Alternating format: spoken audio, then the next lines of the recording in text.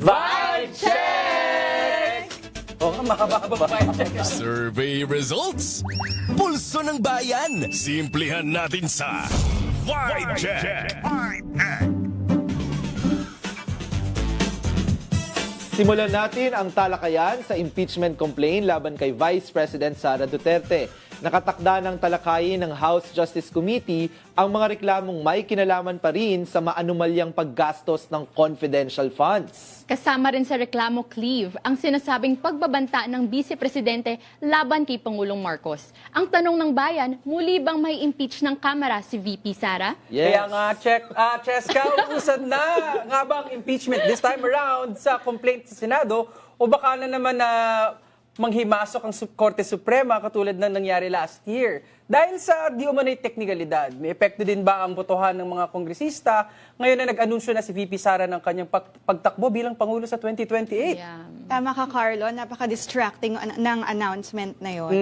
At mistulang ilang kongresista na ang nagsabing hindi nila susuportahan ng impeachment complaint kung wala namang bagong ebidensya. Pareho lang naman ang nilalaman ng reklamo ngayon kumpara sa impeachment complaint na nilagdaan din ng mga kongresista noong nakaraang taon. Bukod dyan, Ina, muli bang dudulog ang kampo ni VP Sara sa Korte Suprema? Di ba nga tinawag pa ng ilang mamabatas at mga eksperto na judicial overreach ang naging desisyon ng Supreme Court hinggil sa one-year ban rule. Kung kayo ang tatanungin, ano na ang mangyayari sa magiging pagdinig ng Kamara sa impeachment complaint? Oh, ano na nga ba?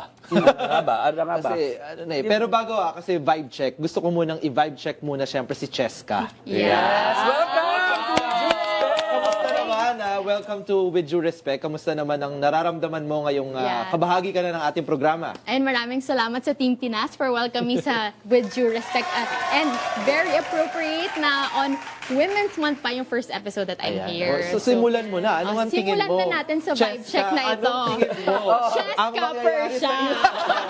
Ano ang mangyayari dito sa mga Yeah. panibagong impeachment complaint kay VP Sara? Yeah, so I was catching up sa nangyayari na ngayon sa Kamara natin or sa ating House of Representatives. And sa Justice Committee, yun na nga, sinabi nila na inaccept na nila ulit yung mga bagong impeachment complaints. And right now, they're gonna go through the 5 steps or 5 Okay. process na alam yan ni Attorney Dino, yung may sufficiency ba in form, Okay. yung first step. Yung second, may sufficiency ba in substance. And kapag pumasa sa 2 steps na yon, yung mga final na impeachment cases, magpo-forward na sila into tatawagin nila yung kino-complain mo siya si VP Sara to make sure na she can explain her side.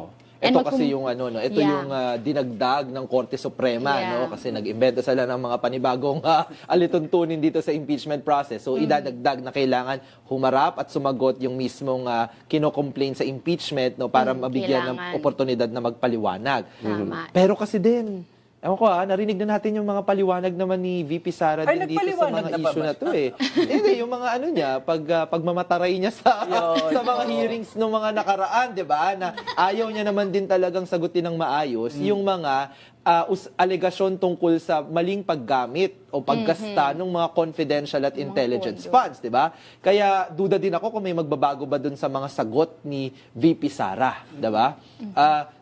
Bukod pa doon, sa mga kongresista natin, parehas yung ebidensya na inilatag dyan.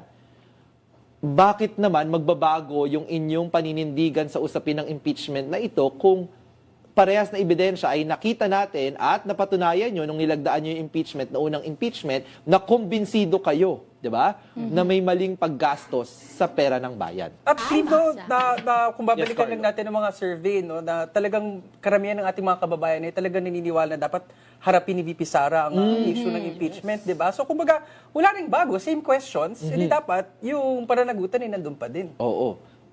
Dapat ba natin, Dino, parang dapat bang mangamba tayo na maaaring manghimasok ulit yung Korte Suprema dito sa impeachment na to? Or parang ginawa na ba ng mga complainants yung lahat ng kaparaanan para ma-ensure na yung bagong desisyon ng Korte Suprema ay matutupad, masusunod. Well, unfortunately, yan nga ang laging sinasabi, di ba, panghihimasok ito at judicial overreach. And ako, bilang isang abogado, ang sinasabi ko nga lagi dyan, ang Korte Suprema, kahit na Supreme Court yan, human institution yan. At pwede yan magkamali. At sa aking palagay, nagkamali ng malaking-malaki yung Korte Suprema kahit unanimous decision yung nangyari nung nanghimasok sila. Judicial overreach yan. Dahil supposedly, yung rules, ang napopromulgate niyan, yung Kamara, no? Hindi yung pagdating sa impeachment. Kasi ang konstitusyon, inatas yun sa Kamara eh. Hindi naman yung inatas sa Supreme Court. Tsaka, dapat yan, both political decision yan and judicial decision and a constitutional process, no? Parang hindi rin nirespeto ng Korte Suprema yung boto ng Kamara, di ba?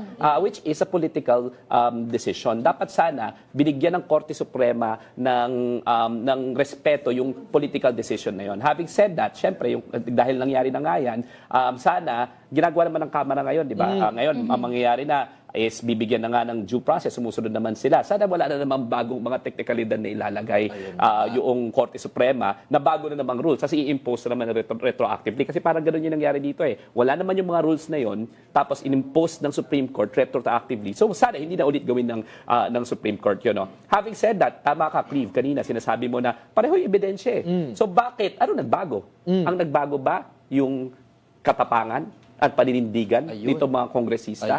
Nawala ba? Takot na takot ba kayo kay Sara Duterte kasi nagdeklara na siya? Pero yun ang gustong gawin ni Sara Duterte, di ba? Hindi naman we're not naive. Kaya nagdeklara si Sara Duterte para takutin kayo, para mawalan kayo ng paninindigan, no? At saka kaya nagdeklara si Sara Duterte, ang feeling niya, sasabihin niya at mga political advisors niya, politika lang ito. Kasi tumakbo akong presidente. Politika lang ito. Tingnan niyo po sa susunod na mga araw, yan ang lagi niyang sasabihin. Politika ito eh. Kasi tatakbo akong presidente. Pero, never niyang sasagutin yung issue ng confidential funds. Never niyang sasagutin yung issue na 2 billion yung supposedly umikot sa bank account sila kasama si Rodrigo Duterte. Never niyang sasagutin yung paglalaro niya ng procurement sa DepEd. Never niyang sasagutin yung pagbabanta niya, no, sa presidente ng Pilipinas. Diba? Never niyang sasagutin yung supposedly malawakan rin yung patayan sa Davao at sa Davao Death Squad na inutos niya rin daw, sabi ni Arthur Las Cañas. Never niyang sasagutin lahat yan. Ang sasabihin niya, puro politika lang ito. Sino ngayon ang namumulitika? At bakit mo indaiwaldas? Bakit mo winaldas ang pera ng taong bayan? Ayun, di ba? Eto na, nabigay na ni Dino De Leon, Attorney Dino De Leon, ang buong articles of impeachment. Baka kasi nakakalimutan na ng taong bayan. Hindi kasi kababanggit ko lang na mag-uumpisa bukas, no? Pero ngayon na nag-umpisa. Dito pala. Kaya pinapatawag ka dito sa With Due Respect, Inday Sara. Maghaharap kayo ng Attorney Dino.